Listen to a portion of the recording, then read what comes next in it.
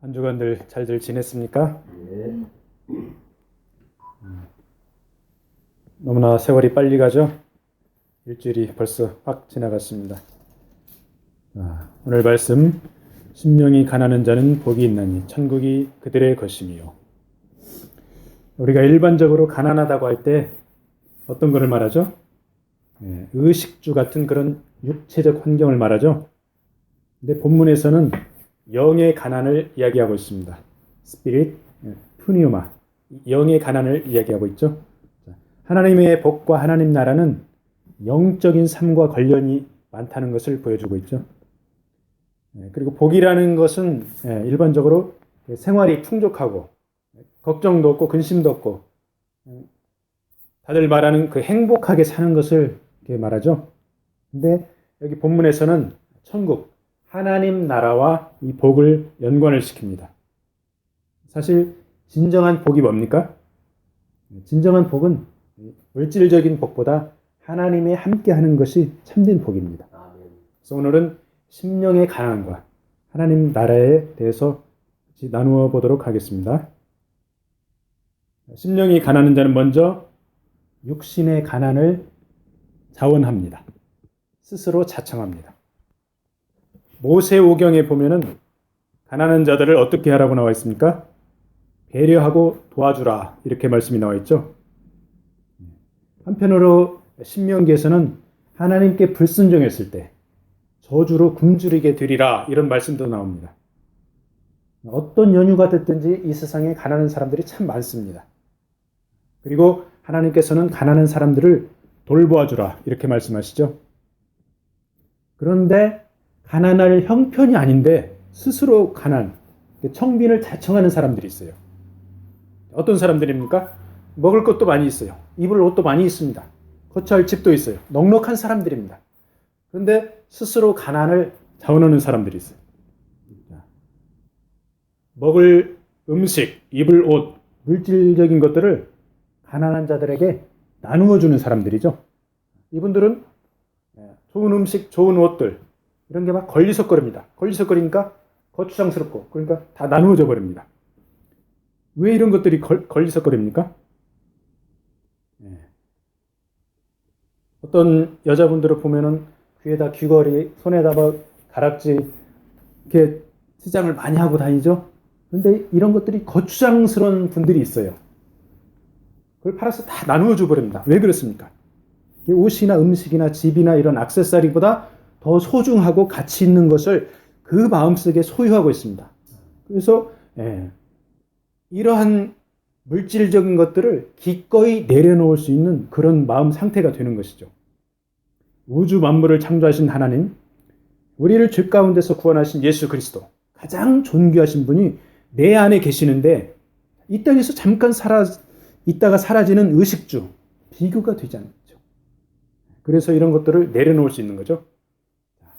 이렇게 모든 소유를 다 팔아서 값진 보물을, 진주를 산 그 사람이 성경에 나오죠. 자, 값진 진주, 보물, 누구입니까? 예수 그리스도. 우리 마음에 계시면은 우리의 물질적인 것들을 다 내려놓을 수가 있습니다. 이렇게 가난하게 되면은 스스로 가난을 자청하는 것이죠. 자, 사람들 보기에 이런 사람은 어떻습니까?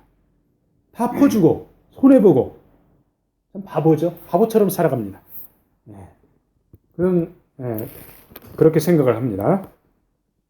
그런데 이렇게 스스로 자청하는 가난 가운데서 실제적으로 가난한 자들을 복의 근원이신 하나님께로 인도하는 그런 소중한 길을 가고 있는 것이죠.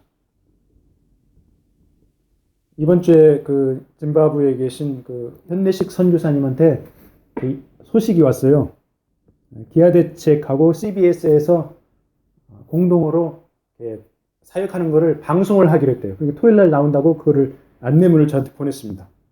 그래서 이제 유튜브에 가서 나왔겠지 하고 토요일 날 봤는데 아직 안 나왔더라고요. 대신에 작년에 2016년도에 한 거를 봤는데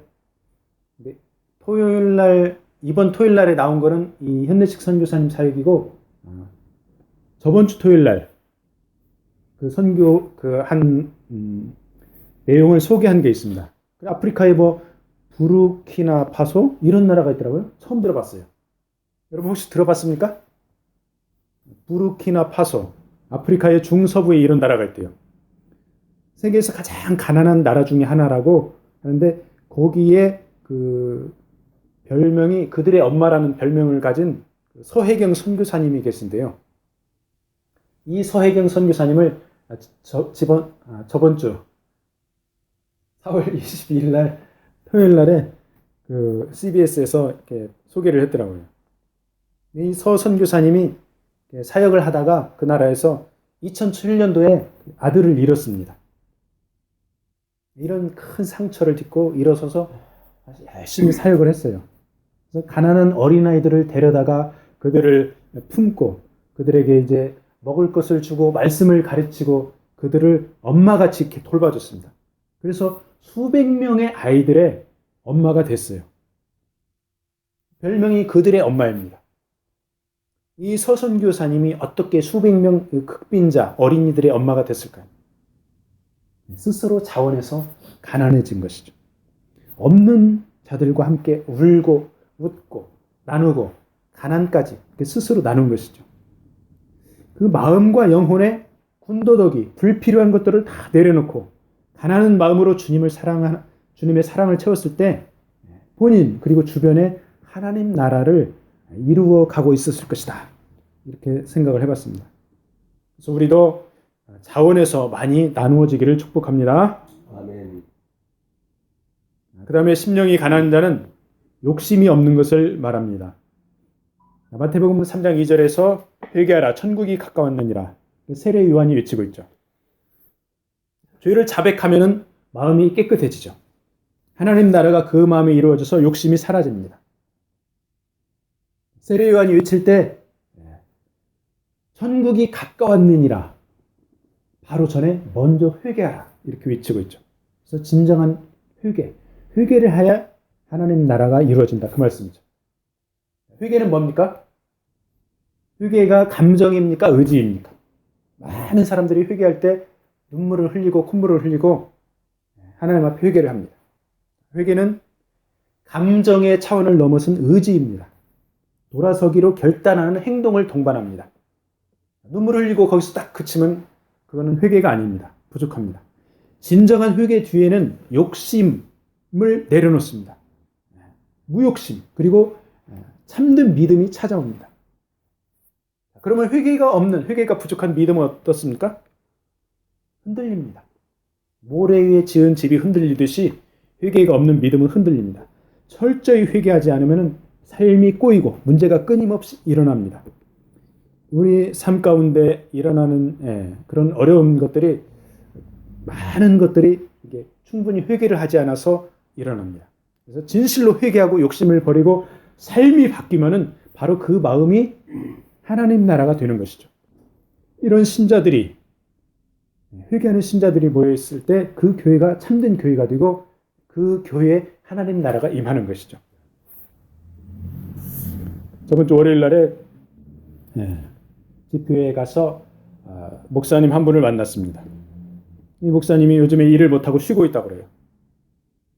이분하고 이야기를 하고 이제 기도 시간에 기도를 하는데 내 마음에 이 목사님을 참 섬기고 싶다 이런 마음이 들더라고요. 특별히 쌀로 섬기고 싶다 이런 마음이 들더라고요. 그래서 요새 기도할 때 참 자꾸 누구한테 베풀고 싶고 주고 싶은 마음이 생겨가지고 겁이 납니다. 우리도 별로 없는데.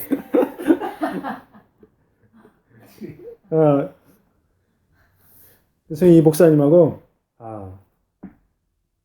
예배 끝나고 나서 이제 친교실에 가서 친교를 하면서 이야기를 같이 했어요. 근데 예배 후에 교제를 하는데 이 목사님이 자기도 얼마 전에 교회를 개척했다고 그래요. 그래서 집에서 이제 성도들이 아직 얼마 안 되니까 가정 예배를 드리고 있다고 그래요.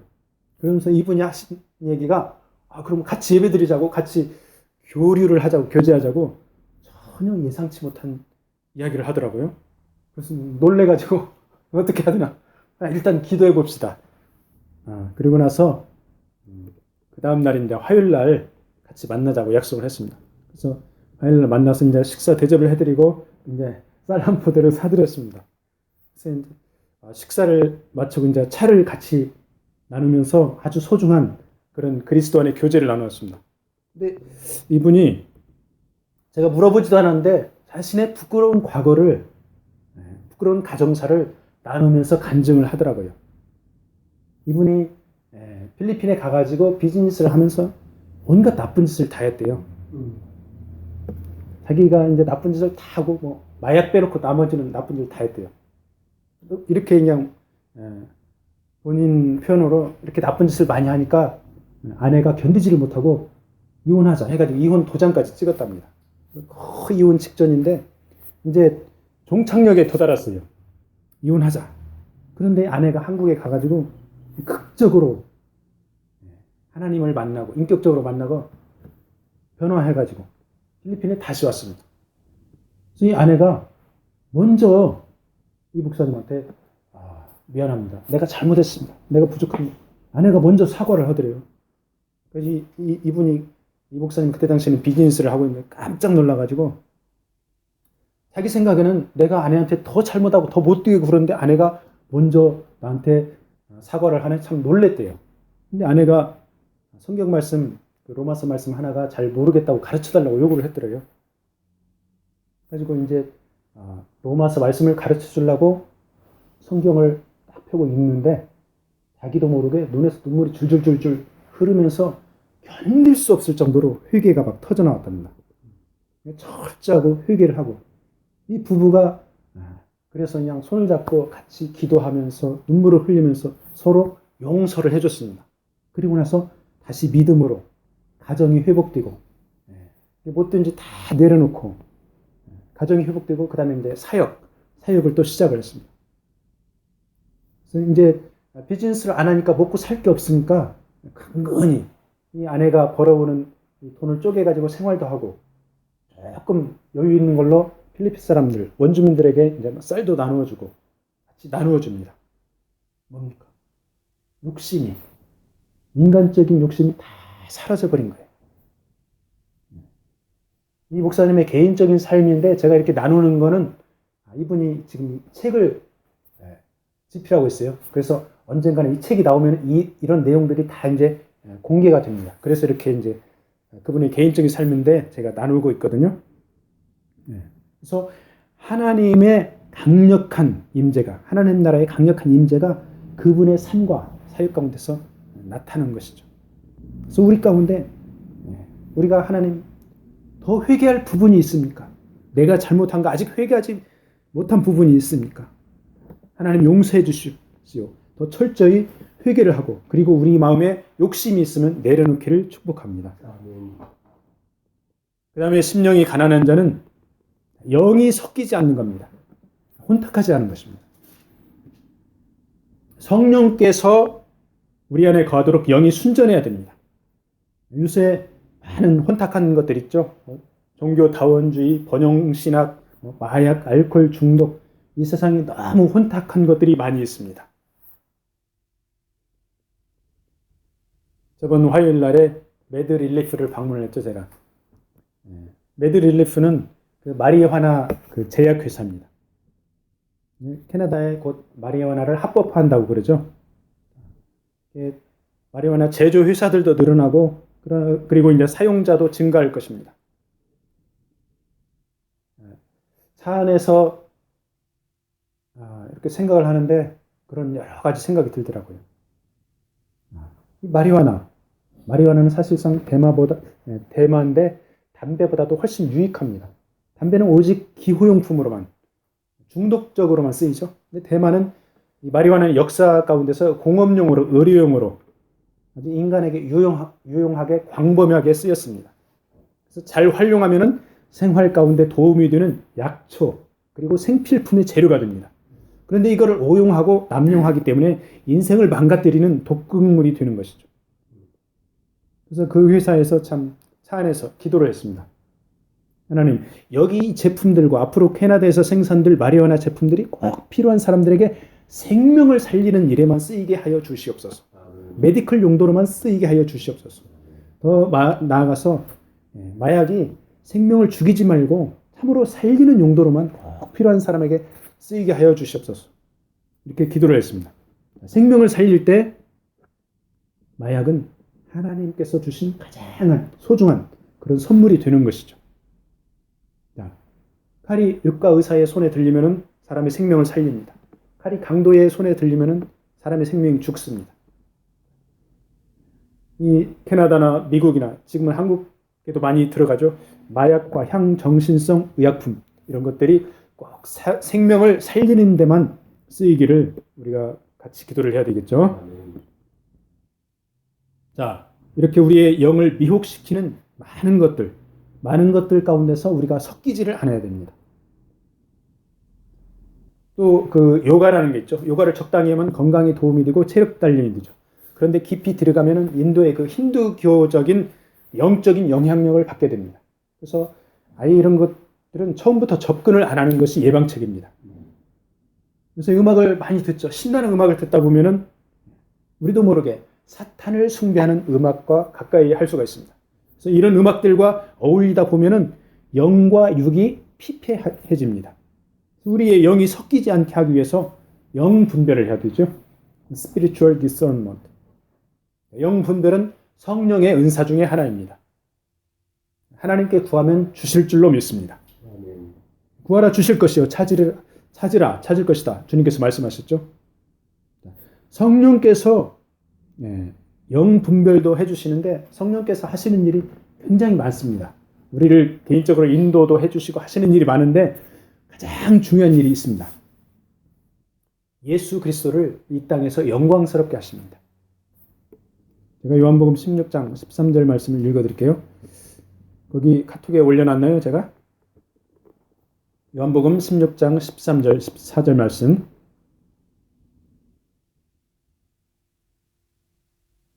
읽어드리겠습니다.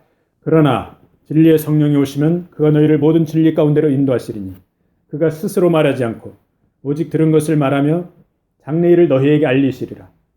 그가 내 영광을 나타내리니 내 것을 가지고 너희에게 알리시겠습니다. 예수님께서 말씀하시죠. 성령께서 예수님 내 영광을 나타내리라. 이렇게 말씀하십니다.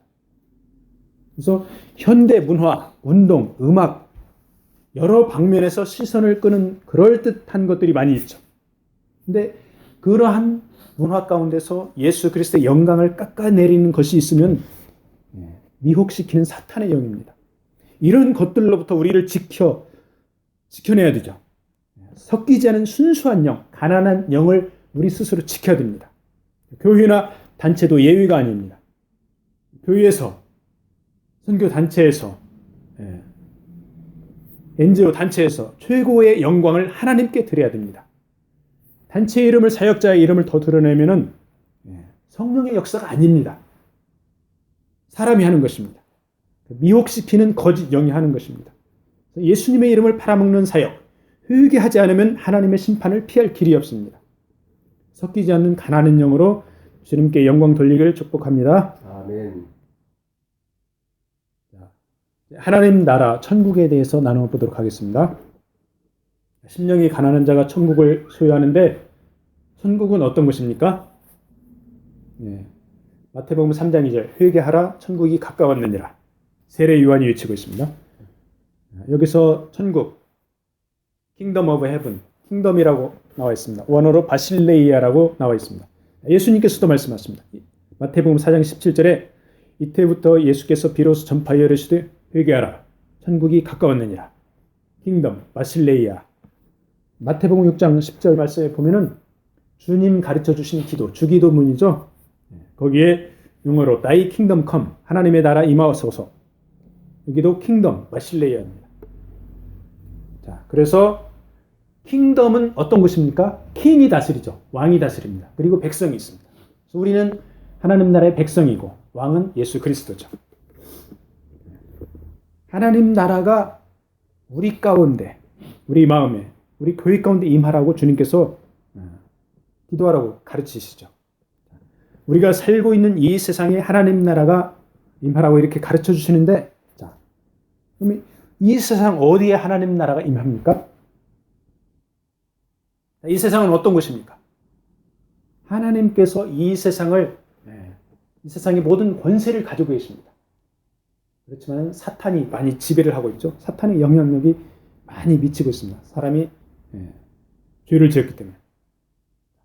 이 세상 어디에 하나님 나라가 임합니까? 너희 몸이 하나님의 성전이라고 고린도전서 3장 16절, 17절에서 말씀하고 있죠. 그래서 우리의 마음에 하나님의 나라가 임하는 것이죠.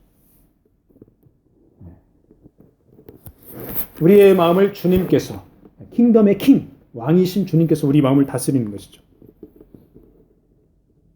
자, 우리 마음을 주님께서 다스리시고, 그 다음에 이 세상은 하나님 나라와 사단의 세력과는 엄청난 전쟁이 일어나고 있죠. 죄의 결과로 사단이 이 세상에 엄청난 영향력을 행사하고 있는데, 자, 사단이 활개치는 이 세상이지만은 예수 그리스도를 구주로 믿는 각자는 하나님의 성전이고 그 마음을 주님께서 다스리시죠. 바로 우리 마음에 하나님 나라가 임하는 것이죠. 예수님은 부활승천에서 하늘 보좌 우편에 계십니다. 근데 그 예수님이 어떻게 우리 마음을 다스립니까? 아까 말씀대로 성령을 보내주셔서 우리를 다스리십니다. 내 안에 계신 성령님과 교제하면서 먼저 내 안에 천국을 경험하면 사단이 지배하는 이 세상을 우리가 충분히 극복하고도 남습니다. 우리의 마음에, 우리 모두의 마음에 이미 하나님 나라가 임한 줄로 믿습니다. 아멘. 그리고 하나님 나라가 임한 그 심령들이 모여있는 교회, 그곳이 역시 하나님의 나라입니다. 그런데 우리 마음의 천국, 우리 마음의 하나님 나라는 영원합니까?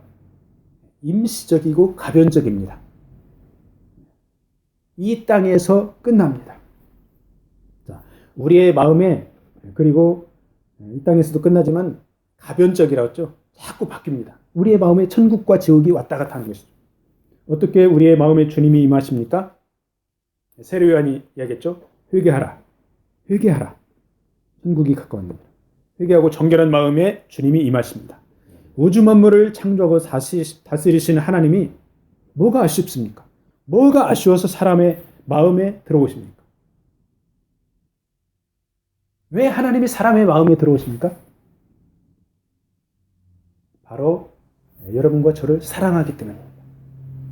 하나님의 형상에 따라서 창조한 우리들을 사랑하시기 때문에 우리들과 여러분과 저와 교제하고 싶어서 하나님께서 찾아오신 거예요. 그런데 우리가 다시 죄를 지으면 내 안에 성령이 근심하고, 그래도 우리가 돌이키지 않으면 성령이 떠나가십니다. 우리 안에 천국이, 우리 안에 하나님 나라가 지옥으로 바뀌는 것이죠.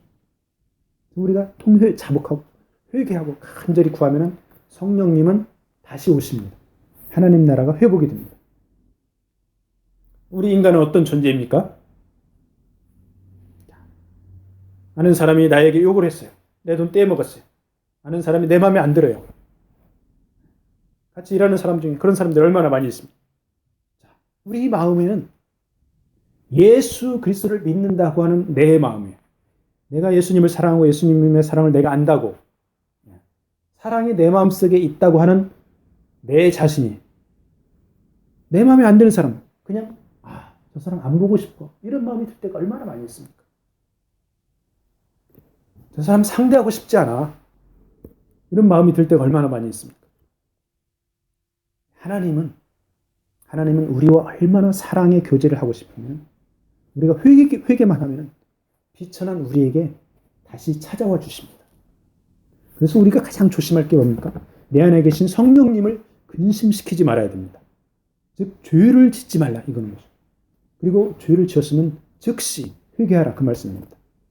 이렇게 내 안에 하나님 나라가 항상 역사하고 있을 때 내가 보고 싶지 않은 사람들, 그 사람들에게 내가 어떻게 됩니까? 내가 가서 손을 내밀고 이런 영혼들에게 복음을 증거할 수 있는 것입니다. 하나님께서 우리를 이처럼 사랑하시는데, 그러면 우리는 하나님을 얼마나 사랑합니까? 여러분들 스스로 생각해 보세요. 내 자신이 얼마나 하나님을 사랑하나 궁금하죠? 우리가 내 자식, 내 친구는 내가 스스로 얼마나 사랑하나 가늠이 됩니다. 왜? 자식을 사랑하니까 용돈을 주고, 친구를 사랑하니까 친구에게 커피도 사주고, 마음을 터놓고 같이 이야기합니다. 자, 그런데 내가 하나님을 얼마나 사랑할까? 궁금하지 않아요? 궁금하죠? 별로 궁금하지 않은 것 같아요. 우리가 하나님의 말씀을 사랑하는 만큼 하나님을 사랑합니다. 내가 하나님의 말씀을 많이 사랑하고 묵상하고 말씀대로 살라고 하면은 그만큼 하나님을 사랑하는 것입니다. 말씀에 대해서 별로 관심이 없으면은 별로 하나님을 사랑하는 것이 아니에요. 하나님을 사랑한다고 말로만 해놓고 내가 말씀을 가까이 하지 않으면은 그거는 하나님을 아주 적게 사랑하는 것입니다.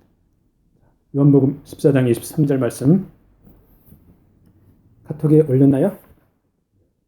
네. 한 목소리로 같이 읽겠습니다. 시작. 예수께서 대답하여 이르시되 사람이 나를 사랑하면 내 말을 지키리니 내 아버지께서 그를 사랑하실 것이고 우리가 그에게 가서 거처를 그와 함께 하리라. 아멘. 사람이 나를 사랑하면 내 말을 지키리니. 이런 말씀을 보면 깜짝깜짝 놀란다니까요. 내가 옛날에 이 말씀을 어떻게 읽으면서 그냥 지나갔지. 말씀을 지키는 것이 주님을 사랑하는 것이라고 분명히 말씀하고 있죠. 그리고 아버지와 주님이 함께 우리 안에 거하신다고 말씀하고 있습니다. 우리는 누굽니까? 예수님과 아버지 하나님이죠. 그에게 가서 우리 각자의 개인의 마음에 와서 거처를 그와 함께 살리라. 여러분 놀랍지 않아요? 하나님 아버지와 예수 그리스도가 우리의 마음에 거처, dwelling place, 거처를 삼고 함께 한대요. 이 말씀을 들으니 두렵고 떨리더라고요.